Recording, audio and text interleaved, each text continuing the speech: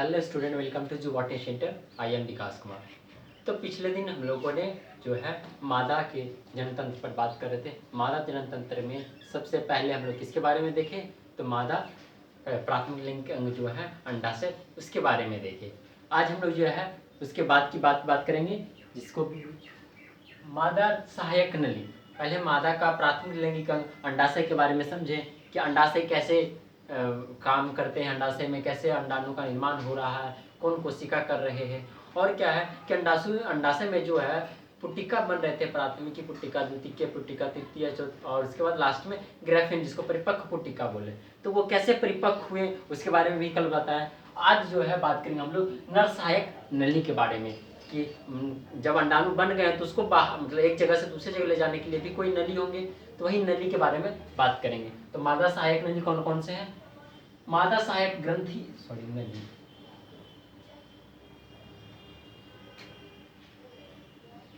सहायक नली के अंतर्गत अंडवाहिनी, गर्भाशय तथा योनि आता है। ये तीन जो है मादा सहायक नली के अंतर्गत आता है। मादा के जो है हम लोगों ने मादा द्वितीय लैंगिक अंग के बारे में बात किए थे। मादा द्वितीय लैंगिक अंग में अंडवाहिनी आते हैं, अंडाशय तो नहीं आते हैं। अंडवाहिनी आते हैं, गर्भाशय आते हैं, योनि आते हैं और एक स्तन ग्रंथि मेमरी ग्लैंड आते हैं। तो ये चार आते हैं, उसमें से तीन जो है सहायक नली ही है जो द्वितीय लैंगिक अंग के अंतर्गत आते हैं। कौन कौन से? अंडवाहिनी है, यूट्रस है, गर्भाशय है, योनि, वेजाइना। तो हम लोग पहले बात करेंगे अंडवाहिनी पर कि कैसे यह अंडाशय से अंडाणु को अवशोषित करते हैं, लेते हैं, उस पर बात करेंगे। तो अंडवाहिनी, ओविडक्ट और फैलोपियन ट्यूब। ओविडक्ट अंडाणु को बोलते हैं, उसका एक और नाम दिया गया फैलोपियन ट्यूब। इसका फैलोपियन ट्यूब नाम इसलिए रखा गया, एक ये नली है और उसके बाद इसका खोज फैलोपियन नाम का एक साइंटिस्ट थे, गैब्रियल फैलोपियन एक साइंटिस्ट थे, उन्होंने इसका खोज किए थे, इसीलिए इसका नाम रख दिया फैलोपियन ट्यूब। ओविडक्ट अंडवाहिनी का हिंदी शब्द होते हैं। चलिए आगे देखते हैं इसके बारे में क्या क्या है। यह मादा का द्वितीय लैंगिक अंग है। कौन? अंडवाहिनी जो है यह मादा का द्वितीय लैंगिक अंग है। इसकी संख्या 2 होता है। आप देखिए तो दो अंडाशय होते हैं, दोनों अंडाशय तरफ एक एक अंडवाहिनी होंगे जो अंडाणु को जो है अवशोषित करेंगे, तो वही 2 अंडाशय होते हैं। प्रत्येक अंडवाहिनी की लंबाई 10 से 12 सेंटीमीटर होता है। एक अंडवाहिनी, जैसे हम लोग सेमिनल वेसिकल्स की लंबाई देखे थे, जो शुक्राणु को वास्तव में अधिवृषण से मूत्र मार्ग तक ले जाने का काम करते हैं, उसकी लंबाई 30 सेंटीमीटर था। उसी प्रकार यहाँ पर जो अंडवाहिनी है तो उसकी जो लंबाई होंगे वो 10 से 12 सेंटीमीटर होंगे। अंडवाहिनी में सिलिया होता है जो गर्भाशय की ओर गति करता है। अंडवाहिनी में सिलिया होता है। देखिए अंडाशय से अंडाणु बने, अंडाणु में तो गति करने के लिए खुद उसके पास सिलिया होते नहीं है, फ्लैजेला होते नहीं है, तो वो उसको किसी न किसी के मदद के द्वारा एक जगह से दूसरी जगह जाएंगे। तो अंडाणु जो है अंडाशय से अंडवाहिनी होते हुए वो गर्भाशय में जाके चिपकते हैं। तो गर्भाशय तक उसको भेजने का काम कौन करते हैं? अंडवाहिनी करते हैं। और वो कैसे करते हैं? अंडवाहिनी के पास सिलिया होता है, वही सिलिया जो उसको गर्भाशय की ओर गति करवाता है। ठीक है, जैसे नर में जो है हम लोग सिलिया कहाँ देख रहे थे? वैसिफ्रेंसिया में देख रहे थे। वैसिफ्रेंसिया में शुक्र नलिका में देख रहे थे। तो मादा में कहाँ पर है? मादा में अंडवाहिनी में सिलिया पाया जाता है। अंडवाहिनी का 3 भाग होता है। अंडवाहिनी का 3 भाग होता है। इनफंडिबुलम, जिसको कीपक या कीपा कहते हैं, दूसरा है इम्फ्यूला, जिसको हम लोग तुबिका कहते हैं, और तीसरा है स्थमस। तो अंडवाहिनी का 3 भाग होते हैं। तीनों भाग के बारे में अभी डायग्राम से देखेंगे और कैसे कैसे काम हो रहा है वो भी देखेंगे। तो ये समझ में आया कि अंडवाहिनी क्या है। अंडवाहिनी मादा का द्वितीय लैंगिक अंग है। इसकी संख्या 2 होते हैं। इसकी लंबाई 10 से 12 सेंटीमीटर होती है। और ये जो है इसके पास सिलिया होते हैं जो अंडाणु को गर्भाशय की ओर गति करवाते हैं। और क्या होता है? इसका 3 भाग होते हैं, इनफंडिबुलम, कीपक, एम्फ्यूला, तुपिका और लास्ट में स्थमस। ये 3 भाग होते हैं। किसका? तो अंडवाहिनी का होता है। अब देखेंगे हम लोग जो है इनफंडिबुलम कैसा है, इम्फ्यूला कैसा है, स्थमस कैसा है। तो चलिए पहले इनको नोट कीजिए, फिर बात करते हैं आगे। तो ये मादा जन्म तंत्र की संरचना देखें। ये संरचना पहले भी बताएं। इसमें देखते हैं कि फैलोपियन ट्यूब ओविडक्ट का 3 भाग कौन कौन कहाँ पर है। ठीक है, तो देखिए ये इसका यहाँ से लेकर यहाँ तक ये लंबा है। इसकी लंबाई कितना होगा? 10 से 12 सेंटीमीटर। 10 से 12 सेंटीमीटर होगा किसका? ओविडक्ट की लंबाई। अब ये 10 से 12 को 3 भाग में बांटा गया है। ये वाले भाग को, यहाँ सामने वाले भाग को, इसको बोलते हैं इनफंडिबुलम या फिर कीपिका, कीपक, सॉरी कीपिका बोलते हैं, कीपक। इसको क्या बोलते हैं? Infundibulum, INFUNDIBULUM, infundibulum. इनफंडिबुलम के बाद ये बीच वाला जो भाग है इसको बोलेंगे हम लोग एम्फ्यूला, एम्फ्यूला, AMPULLA। उसके बाद जो ये लास्ट वाला है इसको बोलेंगे इस्थमस, इस्थमस, ISTHMUS, इस्थमस। ये 3 भाग है किसका? तो अंडवाहिनी या फिर फैल्लोपियन ट्यूब का ये 3 भाग है। ये फैल्लोपियन ट्यूब हम मिटा देते हैं, समझ में आएंगे अच्छा से। देखिए ये यहाँ से लेकर यहाँ तक 10 से 12 सेंटीमीटर की लंबाई है, जिसका 3 भाग है। पहले वाले भाग को इनफंडिबुलम बोलते हैं, दूसरे वाले को इन्फ्यूला बोलते हैं और तीसरे वाले को इस्थमस बोलते हैं। डायग्राम समझ लिए। अब जो है हम लोग इनफंडिबुलम पर बात करेंगे। इनफंडिबुलम वाला जो भाग है इसमें क्या क्या होता है, कैसे यहाँ से अंडाणु इसके अंडवाहिनी में प्रवेश करता है, इस पर भी बात करेंगे। तो पहले यहाँ हम ये समझाना चाह रहे थे कि जो 3 भाग है अंडवाहिनी का वो कौन कौन सा और कहाँ पर स्थित है। तो सबसे पहले वाला अंडवाहिनी, फिर एम्फ्यूला, फिर इस्थमस, तीनों अरेंज है। तो इसके बाद ये सब डायग्राम समझाया ही थे मादा जनन तंत्र में, यूट्रस, ओवरी है, सर्विक्स है, वेजाइना है, सब पर बात किए थे। और भी बात करें आगे तो यहाँ समझ पाए कि आप जो है अंडवाहिनी का 3 भाग इनफंडिबुलम, एम्फ्यूला, इस्थमस कहाँ कहाँ पर स्थित है।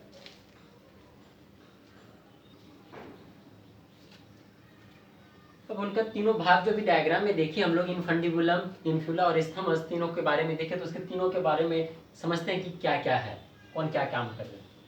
इनफंडिबुलम कीपक, यह अंडाशय के निकट होता है। आप देखें एक फिंगर लाइक प्रोजेक्शन था, उंगलीनुमा संरचना था, वो अंडाशय के एकदम नजदीक थे, उसको हम लोग क्या बोलेंगे? इनफंडिबुलम।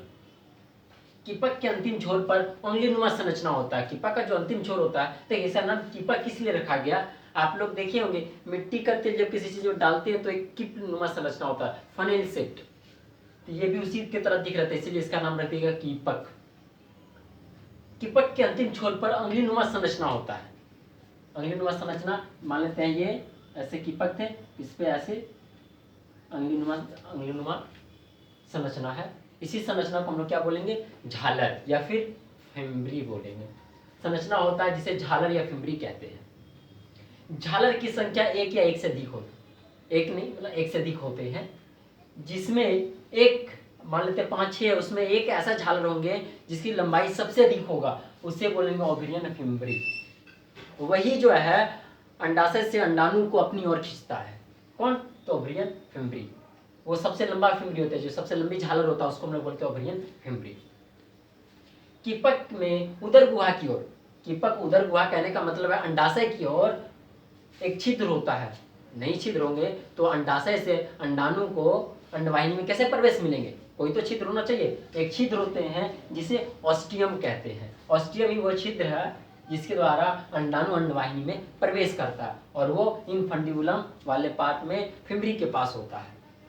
समझ पाए? अब चलिए दूसरा भाग क्या है? इन्फ्यूला, जिसको तुपिका कहते हैं। क्या बोलते हैं? तुबिका। इसकी लंबाई 6 से 7 सेंटीमीटर होता है। ये अंडवाहिनी का मध्य भाग है। सबसे अंतिम भाग कौन है? इनफंडिबुलम, एम्फ्यूला मध्य भाग है। यहाँ लिखना भूल गए हैं, आप लोग लिख लीजिएगा कि तुबिका जो है अंडवाहिनी का मध्य भाग है। इसकी लंबाई 6 से 7 सेंटीमीटर होता है। मतलब अगर फैलोपियन ट्यूब का पूरी लंबाई कितना है? 10 से 12, उसमें से 6 से 7 तक कौन है? तुबिका है। सबसे लंबी यही है। निषेचन की जो घटना होता है ना, सबसे अधिक यही होने का चांसेस होता है, एम्फ्यूला में ही। अब तीसरा वाली बात करते हैं इस्थमस। यह अंडवाहिनी का अंतिम भाग है। यह अंतिम भाग है जो अंडवाहिनी को गर्भाशय से जोड़ता है। अब मान लीजिए जो अंडाणु आए अंडवाहिनी में, उसको आगे भेजना होगा गर्भाशय के पास। तो अंडवाहिनी में देखिए निषेचन की जो घटना होता है वो कहाँ पर होता है? क्वेश्चन पूछा जाता है कि मादा में जो है निषेचन की घटना किस जगह पे होते हैं, तो वो होते हैं, तो अगर ऑप्शन में फैलोपियन ट्यूब है तो फैलोपियन ट्यूब है। अगर फैलोपियन ट्यूब के अलावे ऑप्शन में ये दे दिए गए हैं कि तुबिका और इस्थमस के जंक्शन पर, तुबिका और इस्थमस मतलब एम्फ्यूला और इस्थमस के जंक्शन पर, दोनों जहाँ पर मिलते हैं उस जगह पर ऑप्शन दिया हुआ है, तो वही राइट आंसर होगा। क्या होंगे? एम्फ्यूला और इस्थमस वाले जो जंक्शन होते हैं जहाँ पे दोनों मिलते हैं उसी जगह पर निषेचन की क्रिया होती है। अंडाणु और शुक्राणु आपस में मिलते हैं उसी जगह पर। तो समझ पाए यहाँ पर क्या हम लोग किस तरह बात करते हैं, अंडवाहिनी पर। अंडवाहिनी के तीनों भाग के बारे में समझे कि कौन कहाँ पर है और क्या काम कर रहे हैं। तो निषेचन की घटना आज से पूछा जाएगा आपकी मादा में निषेचन की घटना कहाँ पर होते हैं, तो इस्थमस और एम्फ्यूला वाले जंक्शन पे होते हैं। और नहीं तो सीधा कह सकते हैं आप ये ओवेरियन अंडवाहिनी में होता है। अंडवाहिनी जिसको हम लोग क्या बोलते हैं, ओविडक्ट या फिर फैलोपियन ट्यूब, वहां पर कह सकते हैं, या फिर कह सकते हैं एम्फ्यूला इस्थमस वाले जंक्शन पर। ये जंक्शन वाला बात ही ज्यादातर ऑब्जेक्टिव में पूछे जाते हैं कि कहाँ पर होते हैं। अगर ऑप्शन में दिए हुए हैं एम्फ्यूला तथा इस्थमस के जंक्शन पर, या फिर कह सकते हैं तुबिका तथा इस्थमस जहाँ पर मिलते हैं उस जगह पर, बिल्कुल वहीं पर होता है निषेचन की क्रिया। चलिए अब इनका कार्य समझेंगे, अंडवाहिनी का क्या कार्य है इनको नोट कीजिए, फिर अभी अंडवाहिनी के कार्य पर हम लोग बात करेंगे।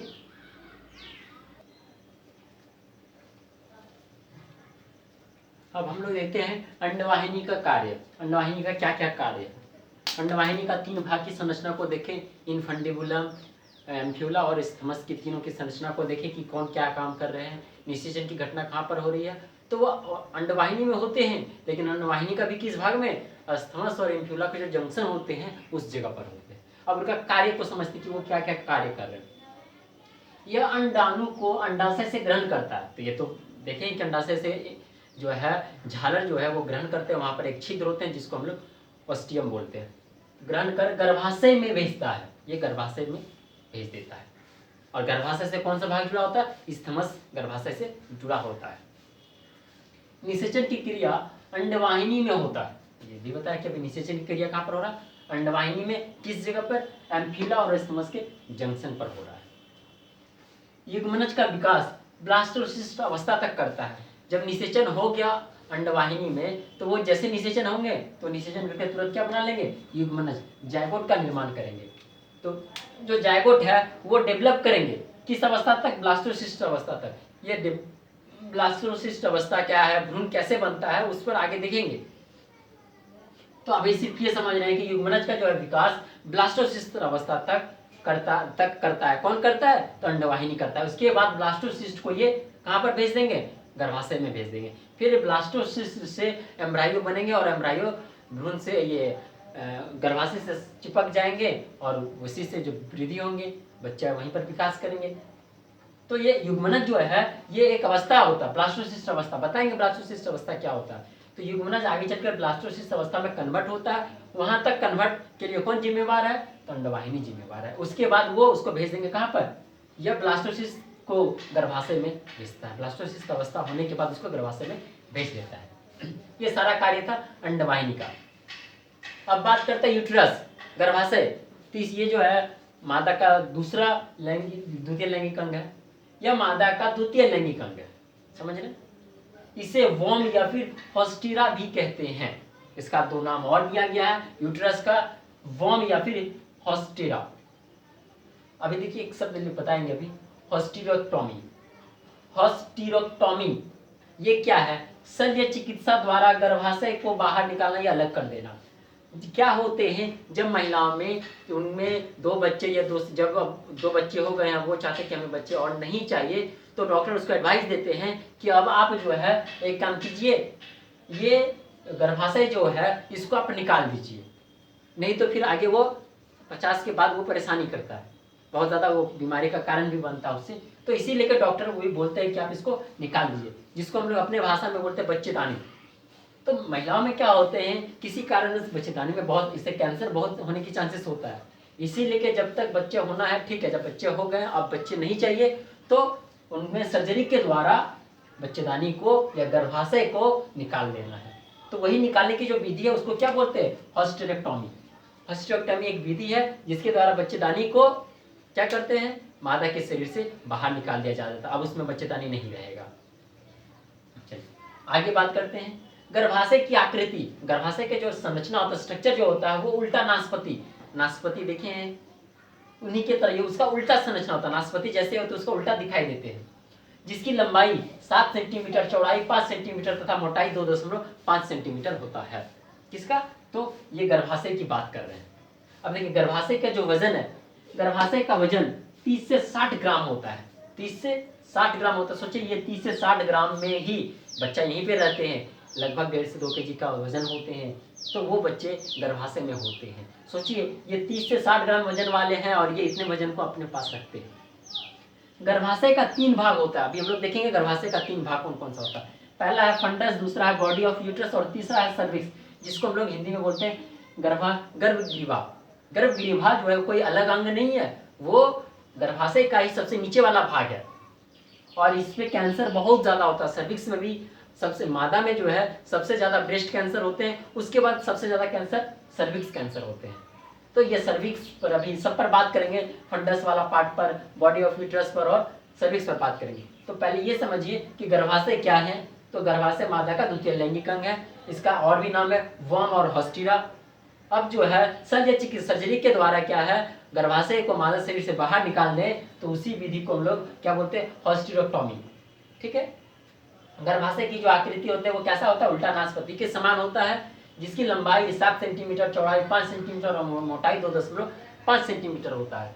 इसकी जो वजन होता है वो 30 से 60 ग्राम होता है और इसका 3 भाग होता है। गर्भाशय का 3 भाग होता है, फंडस, बॉडी ऑफ यूट्रस और सर्विक्स। चलिए इनको नोट कीजिए। अभी हम तीनों भाग को डायग्राम से भी देखेंगे और तीनों भाग के बारे में बात भी करेंगे, कौन क्या है नहीं है।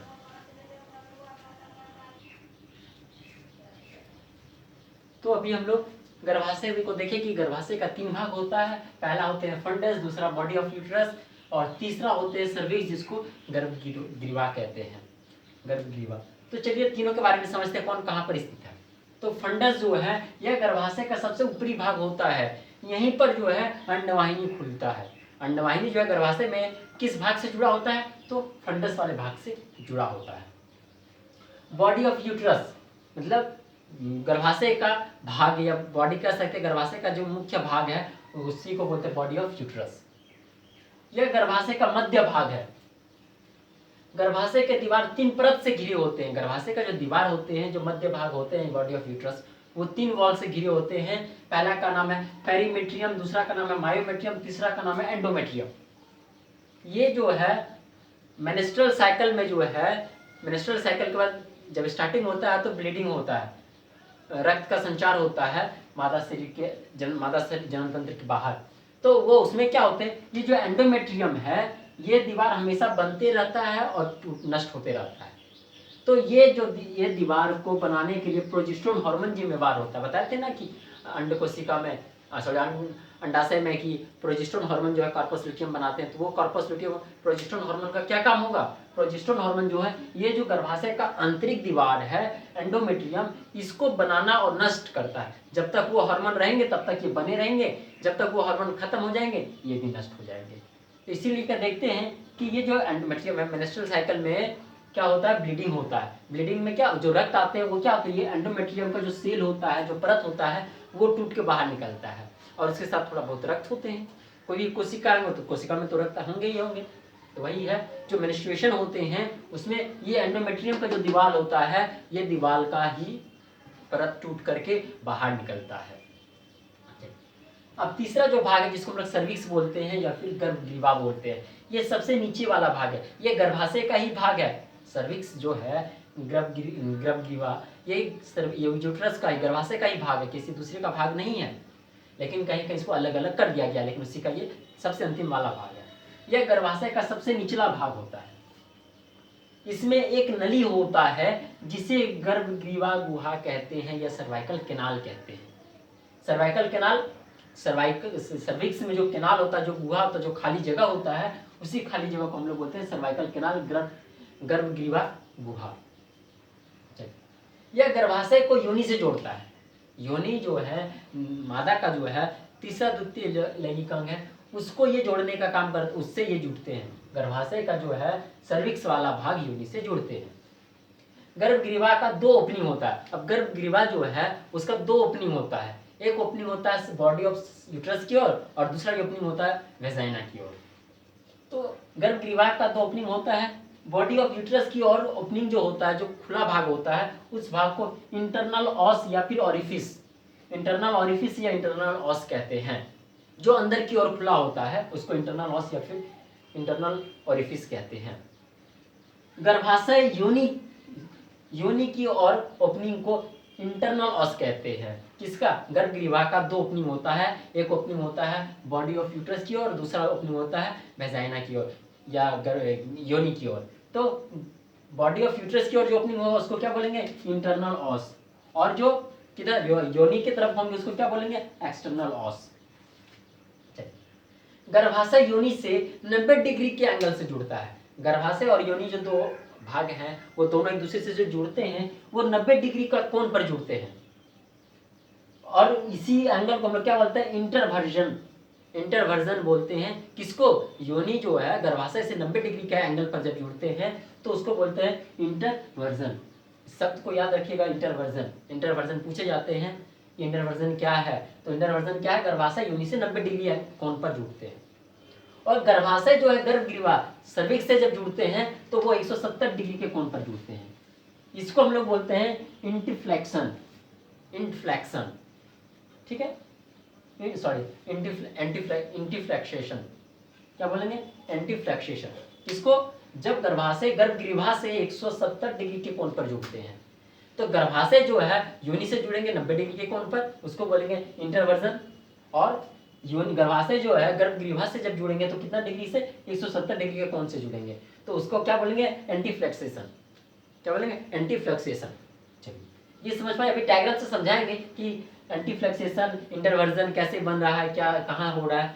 Internal orifice, external orifice, perimetrium, myometrium, endometrium, सब डायग्राम से भी समझाएंगे। तो पहले ये समझ पाए कि जो तीन दीवार होते हैं, तीन भाग होते हैं गर्भाशय का, वो fundus, body of uterus, cervix. तो फंडस ये सबसे ऊपर वाला भाग होता है जहाँ पे अंडवाहिनी आकर खुलता है, और बॉडी ऑफ यूट्रस यह गर्भाशय का मध्य भाग है। यहीं पर जो है भ्रूण आकर जो चिपकता है, जिसको बोलते हैं हम लोग इम्प्लांटेशन, अंतरोपण, वो इसी भाग में होता है, बॉडी ऑफ यूट्रस पर ही होते हैं। जो भ्रूण आए, जो जायगोट जो है निषेचित होकर के वो ब्लास्टुला स्टेज में आए और वो फिर भ्रूण में परिवर्तन होकर गर्भाशय से जुड़ेंगे। तो किस भाग से? गर्भाशय का किस भाग से जुड़ेंगे? बॉडी ऑफ यूट्रस से जुड़ेंगे। यही तीनों वॉल से जुड़ेंगे, पेरीमेट्रियम, मायोमेट्रियम और एंडोमेट्रियम। यही तीनों का दीवार से वो चिपक के रहेंगे और वो 9 महीना का अवधि को पूरा करेंगे। जब वो परिपक्व हो जाएंगे तब फिर वो बाहर आ जाएंगे। उसके बाद तीसरा वाला सर्विक्स है। सर्विक्स का काम होता है जो फीटस डेवलप हुआ है, जो बच्चा गर्भ में विकसित हुआ है, उसको बाहर की ओर भेजना। तो बर्थ कैनाल शब्द बता रहे थे कि महिला में बर्थ कैनाल होते हैं, जिस वजह से उनका कमर वाला पोर्शन, यशरोनी क्षेत्र ज्यादा फैला हुआ होता है। तो उसमें बर्थ कैनाल कैसे कैसे बनेंगे? ये सर्विक्स का जो सर्वाइकल कैनाल है, सर्वाइकल कैनाल और वेजाइना का जो कैनाल है, सर्वाइकल कैनाल मीन्स गर्भगृह गुहा, गर्भगृह गुहा, और जो है वैगिना, योनि का जो गुहा होगा, खाली जगह जो होगा, वो दोनों जब मिलेंगे तो उसी को हम लोग क्या बोलेंगे? Birth canal. तो बर्थ कैनाल कैसे बन रहे हैं? तो सर्वाइकल कैनाल और यो वेजाइना का कैनाल आपस में जैसे मिल रहे हैं तो वो बन जा रहे हैं बर्थ कैनाल। तो ये समझ पाए। सर्विक्स के भी बात क्या बताया कि ये इसमें एक नली होता है जिसको सर्वाइकल कैनाल बोलते हैं। यह गर्भाशय को योनि से जोड़ता है। गर्भगृह का दो ओपनिंग होता है, एक होता है बॉडी ऑफ यूट्रस की ओर, जिसको हम लोग क्या बोलेंगे? इंटरनल ऑस, और जो दूसरा होते हैं वो किधर होते हैं? वेजाइना की ओर होते हैं, योनि की ओर होते हैं, जिसको हम लोग एक्सटर्नल ऑस बोलते हैं या ओरिफिस भी बोल सकते हैं उसको। गर्भाशय से अगर योनि जुड़े होंगे, योनि से गर्भाशय जुड़े हैं तो कितना डिग्री पर? 90 डिग्री पर जुड़े होते हैं, तो इसको हम लोग क्या बोलते हैं? इंटरवर्जन बोलते हैं। और दूसरा, गर्भाशय जब गर्भगृह या फिर सर्विक्स से जुड़ते हैं तो कितने एंगल पर? 170 डिग्री एंगल पर जुड़ते हैं, जिसको हम लोग क्या बोलेंगे? एंटीफ्लेक्सेशन बोलेंगे। समझ पाए? चलिए इनको नोट कीजिए। अब डायग्राम से समझाएंगे और फिर इनका फंक्शन बताएंगे। ये माता जनन तंत्र की संरचना है। इसी में देखते हैं हम लोग गर्भाशय कौन है। तो ये वाला जो है गर्भाशय वाला है, इसको भी बोल सकते हैं यूटेरस, यूटेरस हो गए, और इसको क्या बोलेंगे? सर्विक्स। और ये वाला पोर्शन जो देख रहे हैं इसी को हम लोग बोलेंगे फंडस। यहां तक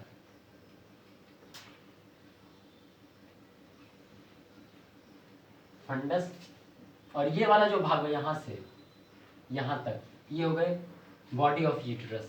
ठीक है, यूटेरस समझिए। फंडस वाला पार्ट कौन है? ऊपर वाला। देखिए ये जो नली है यही है, ये है फैलोपियन ट्यूब ओविडक्ट, अंडवाहिनी। अंडवाहिनी से जो नली आकर गर्भाशय में खुल रहा है, गर्भाशय का जिस भाग में खुल रहा है ये वाला भाग फंडस है, और उसके जस्ट नीचे यूटेरस है, और उसके जस्ट नीचे देखिए ये वाला पोर्शन है वेजाइना, सर्विक्स, और सर्विक्स के नीचे क्या होंगे वेजाइना, जिसको हम लोग योनि बोलते हैं। सर्विक्स गर्भ ग्रीवा ये हो गया गर्भाशय, और इसका ऊपर वाला भाग हो गया फंडस, और ये वाला जो है पूरा अंडवाहिनी होगा, ये अंडाशय होगा। यहाँ से अंडाणु को ये रिसीव करेंगे, इसी नली के द्वारा आएंगे यूट्रस में, ठीक है। तो यूट्रस में जब आए, फंडस यहाँ पे आ गए सबसे पहले, और इसी भाग में इसका 3 दीवार होते हैं, यूट्रस का 3 वॉल होते हैं। कौन कौन से होते हैं? पेरीमेट्रियम, उसके बाद क्या है मायोमेट्रियम और एंडोमेट्रियम। चलिए ये है पेरीमेट्रियम, पेरीमेट्रियम, ये हो गए मायोमेट्रियम, और जो सबसे अंदर वाला होगा ये वाला, इसको बोलेंगे एंडोमेट्रियम।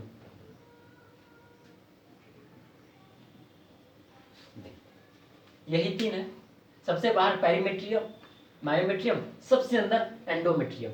यही एंडोमेट्रियम जो है, जैसे मेंस्ट्रुअल साइकिल जब चलते हैं तो उसमें जो है बताया कि ये एंडोमेट्रियम का दीवार टूटता है और टूट के ब्लड के रूप में बाहर निकलता है मेंस्ट्रुअल साइकिल में। तो ये जो एंडोमेट्रियम है इसको कंट्रोल कौन करता है? इसमें जो कॉर्पस लुटियम बच जाता है, जैसे ग्राफिन फॉलिकल से जब द्वितीय अंडकोशिका बाहर निकल जाता है तब वो कॉर्पस लुटियम में बदल जाते हैं, और वो किसका स्राव करते हैं? प्रोजेस्टेरोन का स्राव करते हैं। वो प्रोजेस्टेरोन यहाँ से ये आएंगे यहाँ पर, और इसका दीवार को कंट्रोल करेंगे, नियंत्रण करेंगे, ताकि वो दीवार टूटे ना। प्रोजेस्टेरोन का लेवल हाई होंगे तो एंडोमेट्रियम का दीवार हमेशा बना हुआ रहेंगे, जैसे प्रोजेस्टेरोन का लेवल लो होंगे एंडोमेट्रियम का दीवार टूट जाएगा और ये ब्लड के रूप में बाहर निकल जाएगा। और देखिए पता है ये सर्विक्स है, सर्विक्स में ये केनाल देख रहे हैं, ये वाला ये खाली जगह है, गुहा है, इसी को बोलते हैं सर्वाइकल केनाल। अब देखिए यहाँ पर एक ओपनिंग है, एक ओपनिंग यहाँ पर है, एक वेजाइना के पास है और एक कहाँ पर है? तो बॉडी ऑफ यूट्रस के पास है। इसको हम लोग बोलेंगे इंटरनल ऑरिफिस, इंटरनल ऑस या फिर ऑरिफिस जो बोलिए, और ये वाले को एक्सटर्नल, एक्सटर्नल ऑस या फिर ऑरिफिस जो बोलने का। समझ पा रहे हैं डायग्राम से कि यूट्रस जो है इसका 3 भाग, सबसे ऊपर वाला फंडस, बीच वाला यूट्रस ऑफ बॉडी, और सबसे नीचे वाला सर्विक्स। सर्विक्स के पास जो एक खाली जगह होता है, जो कैनाल बनता है, जो वो गुहा बनाते हैं, जो नली बनाते हैं, उसी को हम लोग क्या बोलते हैं? Cervical canal. चलिए इसको भी लिख देते हैं, सर्वाइकल केनाल। ये सर्वाइकल केनाल और ये वेजाइनल केनाल दोनों जब मिल जाएंगे तो इसी को हम लोग बोलेंगे बर्थ केनाल। तो अभी बात करते हैं बॉडी ऑफ यूट्रस पर। बॉडी ऑफ यूट्रस जो है वो 3 लेयर से बने होते हैं, पेरीमेट्रियम, मायोमेट्रियम का स्पेलिंग गलत है, मायोमेट्रियम और एंडोमेट्रियम। तो ये दोनों तो हमेशा रहेंगे। ये एंडोमेट्रियम जो है ये बनना और नष्ट होना हर महीने में होंगे, क्योंकि मेंस्ट्रुअल साइकिल हर महीने में होते हैं। ये हर महीने बनेंगे और हर महीने नष्ट होंगे। ये कब नहीं नष्ट होंगे? जब कोई फीमेल प्रेग्नेंट हो जाते हैं तो उस कंडीशन में उनका मेंस्ट्रुअल साइकिल स्टॉप हो जाता है, जितने दिन समय तक वो प्रेग्नेंट होते हैं, तो उस समय में एंडोमेट्रियम बना हुआ रह जाता है हमेशा के लिए, उसी दौर के लिए। फिर जब पार्चुरेशन हो जाता है, बच्चे की डिलीवरी हो जाता है, तो फिर मेंस्ट्रुअल साइकिल स्टार्ट हो जाता है, तो फिर एंडोमेट्रियम टूटता है, बनता है। एंडोमेट्रियम का ही टूटना मेंस्ट्रुअल साइकिल में सबसे इंपॉर्टेंट है, यही एंडोमेट्रियम का टूटना। इसको कंट्रोल कौन करते हैं? प्रोजेस्टेरोन हार्मोन करते हैं। और उसके बाद सर्विक्स जो सबसे अंतिम वाला भाग है इसका, यूट्रस का, गर्भाशय का, गर्भगृह जिसको बोलते हैं, उसका 2 ओपनिंग होता है। देखिए एक ओपनिंग जो है गर्भाशय के बॉडी की ओर है, और दूसरा ओपनिंग जो है वेजाइना की ओर, योनि की ओर है। योनि की ओर जो ओपनिंग है उसको इंटरनल ऑस बोलते, एक्सटर्नल ऑस बोलते हैं, और जो बॉडी ऑफ यूट्रस की ओर है उसको क्या बोलेंगे? इंटरनल ऑस। समझ पाए? और इसमें सर्विक्स के पास जो खाली जगह बचता है, इसी खाली जगह को हम लोग सर्वाइकल केनाल बोलते हैं, या फिर इसी को हिंदी में क्या बोल सकते हैं? गर्भगृह केनाल या फिर गर्भगृह गुहा। समझ पाए डायग्राम से? अब हम लोग जो है फंक्शन ऑफ यूट्रस को समझेंगे कि गर्भाशय का क्या कार्य है। तो अब हम लोग गर्भाशय का कार्य को समझते हैं कि गर्भाशय क्या क्या काम करते हैं। तो उससे पहले एक शब्द है ग्रेविड।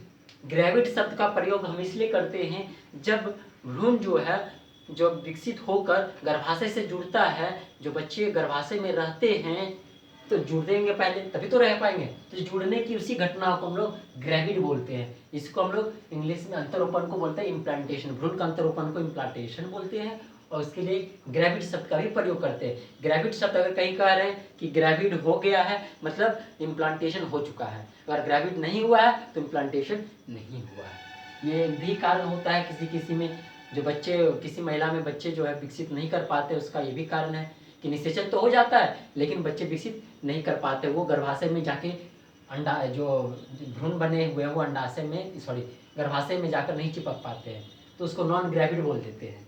देखिएगा किसी किसी मेडिकल रिपोर्ट में नॉन ग्रेविड और ग्रेविड शब्द का प्रयोग किया जाता है। ग्रेविड का मतलब हुआ कि उसमें अंतरोपण हो रहा है और नॉन ग्रेविड का मतलब अंतरोपण नहीं हो रहा। अब गर्भाशय की कार्य की बात करते हैं, गर्भाशय क्या क्या कार्य करते हैं। तो यह भ्रूण का अंतरोपण का कार्य करता है। सबसे इंपॉर्टेंट कार्य यही है कि जो है बच्चे कहाँ जाके रहेंगे, गर्भाशय में जाके रहेंगे। तो ये भ्रूण का जो भ्रूण जायगोट से भ्रूण बने वही भ्रूण जो है गर्भाशय के दीवार से जाके चिपकता है, इसी क्रिया को हम लोग इम्प्लांटेशन बोलते हैं। तो अंतरोपण का कार्य कर रहा है। दूसरा, विकसित हो रहे भ्रूण, जो भ्रूण गर्भाशय के दीवार से जाके चिपक गए तो उसको पोषण तो चाहिए तभी तो वो विकसित करेगा, तो उसको पोषण प्रदान कौन करेंगे, गर्भाशय ही करेंगे। गर्भाशय में प्लेसेंटा कैसे बनेंगे, एम्बिलिकल कॉर्ड क्या होते हैं, एमनियोटिक फ्लूइड क्या होते हैं, वो भी आगे बात सब करेंगे कि क्या बच्चे जो रहते हैं तो वो गर्भ में कौन सा फ्लूइड होते हैं। उससे वो बच्चे जो है एक नली से जुड़ा होता है माँ के गर्भ से, वो उसी को एम्बिलिकल कॉर्ड बोलते हैं। वो एम्बिलिकल कॉर्ड जो है प्लेसेंटा से जुड़े होते हैं जो पोषण प्रदान करते हैं, और प्लेसेंटा जो है उसको कौन बनाते हैं, उसे कौन, गर्भाशय बनाते हैं। तो ये भी कह रहे हैं कि जो भ्रूण विकसित हो रहे हैं गर्भाशय में उसको पोषण देने का काम गर्भाशय कर रहे हैं। शिशु के जन्म के समय गर्भाशय का दीवार फैलता और सिकुड़ता है। अब देख, बच्चे का जब जन्म होता है तो क्या होते हैं, बच्चे तो बहुत बड़े होते हैं और बर्थ कैनाल बहुत छोटे होते हैं, तो उसमें एक फोर्स लगता, ताकत लगता है। तो वो ताकत में क्या होते हैं कि जो एंडोमेट्रियम का दीवार, गर्भाशय का जो दीवार होता है, एंडोमेट्रियम का जो दीवार होता है वो फोर्स लगाता है, एक बार फैलता है एक बार सिकुड़ता है। तो वो फैलने के दौरान ही बच्चे को आगे पुश किया जाता है। तो फैलना सिकुड़ने का भी काम कौन करा, गर्भाशय फैलता सिकुड़ता है। किस समय, जब पार्चुरेशन होता है तब। जब महिला प्रेग्नेंट नहीं होता है तब एंडोमेट्रियम का दीवार नष्ट कर पुनः बनता है। तो ये भी इसका कार्य है। एंडोमेट्रियम का जो दीवार है यही तो मेंस्ट्रुएशन में, कि मेंस्ट्रुएशन शब्द लिखे, मेंस्ट्रुएशन शब्द का मतलब यही होते हैं कि ब्लीडिंग होना। महिला में जो ब्लीडिंग होते हैं मेंस्ट्रुअल साइकिल में, उसी को हम लोग मेंस्ट्रुएशन बोलते हैं। मेंस्ट्रुएशन उस वक्त क्या होते हैं, एंडोमेट्रियम का दीवार टूटकर बाहर निकलते हैं, फिर से वो बनते हैं। तो टूटकर बाहर निकलना, कौन टूटते हैं, एंडोमेट्रियम का दीवार। क्यों टूट जाते हैं, क्योंकि प्रोजेस्टेरोन का लेवल लो हो जाते हैं, फिर प्रोजेस्टेरोन का लेवल हाई होते हैं, फिर ये बन जाते हैं। जैसे प्रोजेस्टेरोन का लेवल लो हुए फिर ये टूट जाएंगे। ये मेंस्ट्रुअल साइकिल में होते रहता है।